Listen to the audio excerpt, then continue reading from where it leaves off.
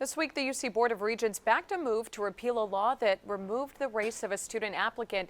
It was intended to make the admissions process more fair, but they say it hasn't worked. As it stands today, college campuses still don't reflect the diversity of the state's residents. That's a belief of the California's Assembly members who voted overwhelmingly in support of affirmative action for students seeking higher education.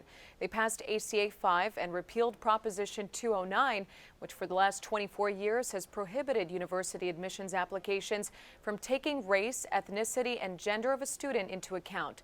Assemblyman David Chiu of San Francisco was one of the majority who voted to get rid of it. I think we've seen since Proposition 209 was passed almost a quarter century ago that it hasn't worked as it was intended. We've seen entire communities really shut out of our public education system. Prop 209 was intended to shift the focus away from race, hoping it would make the admissions process more fair and lead to more diversity on California's college campuses.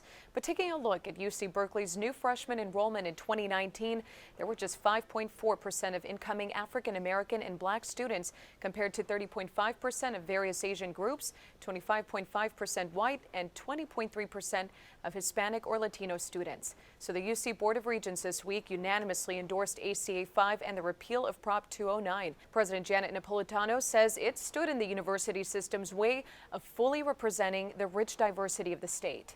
In the years since Prop 209 passed, many of us have watched with dismay and largely tied hands as the number of students from underrepresented groups at UC declined and plateaued.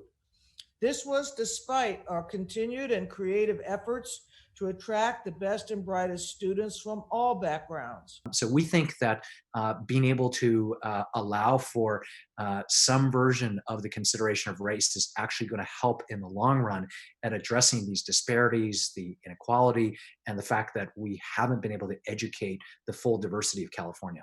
The Senate will now have to decide on the legislation by June 25th. If ACA 5 is passed by the Senate, California's voters will then be tasked with the ultimate decision by marking their vote on November's general election ballots. For KRON 4 News, I'm Ella Sigamonian.